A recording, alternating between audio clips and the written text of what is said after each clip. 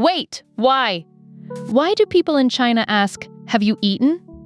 Especially parents who can already see your lunch?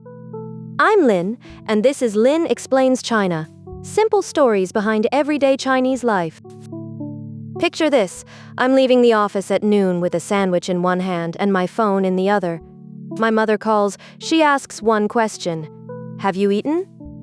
I look at the sandwich. I look at the phone. The evidence is literally in my hand. My American colleague Maya hears this and whispers, "Is this a daily nutrition inspection?" Not exactly. The short answer is that in many Chinese families, asking about food is a practical way to ask whether you're okay.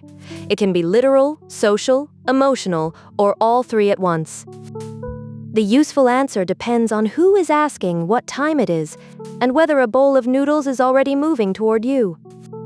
First, one sentence can do two jobs. In Mandarin, you may hear something like, "Shafan luma?" It literally asks whether you have eaten around lunchtime. That may be a real question. Your parent might be deciding whether to cook, order food, or save you a portion. But among people who know each other well, the question can also open contact. It is a small bridge into the conversation. Linguists call this kind of talk phatic communication. That simply means the sentence helps maintain a relationship, even when the literal information is not the whole point.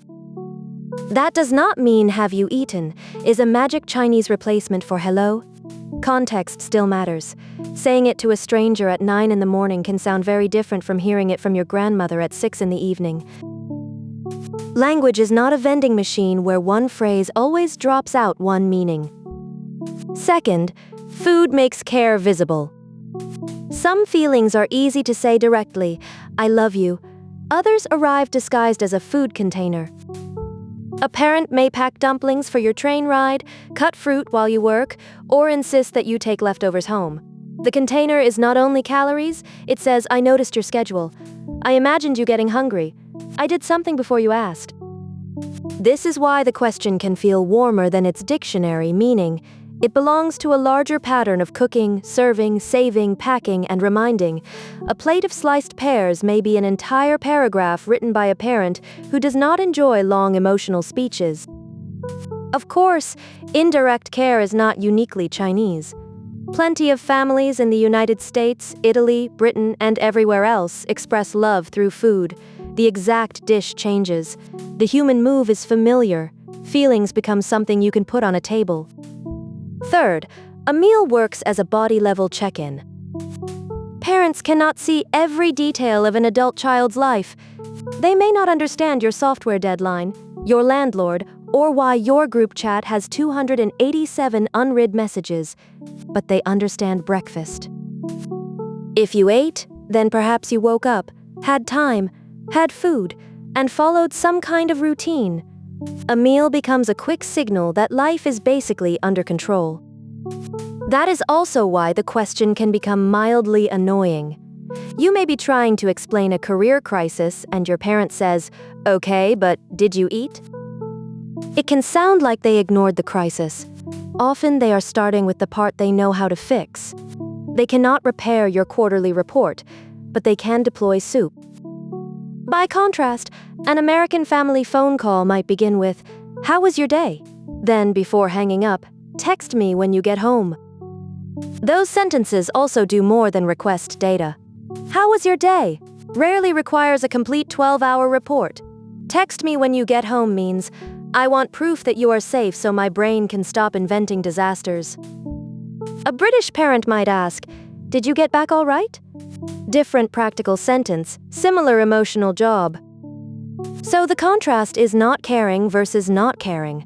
It is the object chosen to carry the concern. In one family, the object is the journey home. In another, it is the meal. Now, let us return to Maya. A week after the sandwich incident, Maya visits my parents. My mother asks whether she has eaten. Maya wants to be polite, so she answers honestly, "Not yet." This is important. In some families, "not yet" is not small talk. It is actionable data. Within minutes, Maya is sitting at the table. A bowl of noodles appears, then a boiled egg, then fruit. Her original answer was 2 words, but the family response has 3 courses. She looks at me and says, "I thought I was answering a question." I tell her, You just did not read the terms and conditions." This scene also shows why we should not reduce the phrase to a greeting. Sometimes the asker truly wants to know.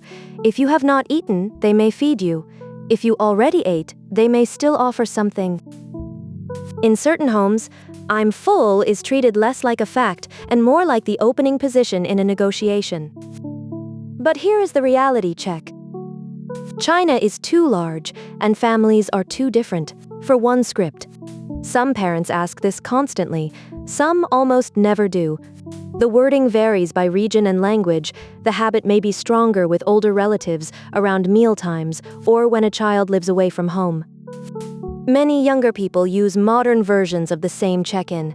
They send a photo of lunch. They order delivery for someone. They drop a voice note into the family chat.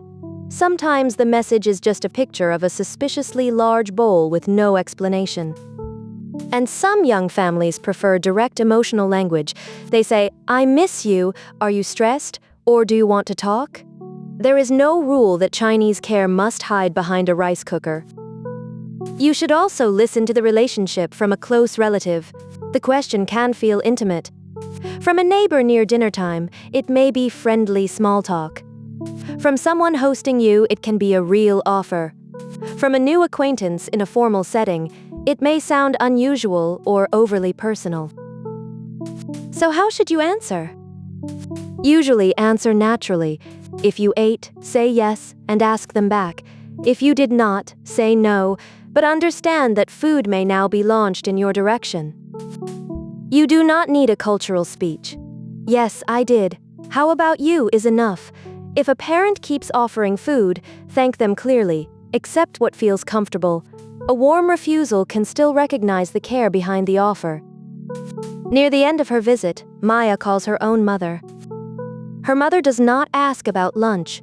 She says, "Did you get back to your hotel safely?" Maya smiles.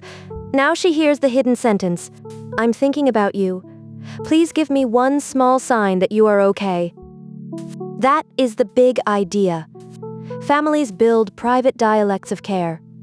One family asks about your commute. Another checks the weather. Another sends you home with enough dumplings to survive a minor winter. When a Chinese parent asks, "Have you eaten?"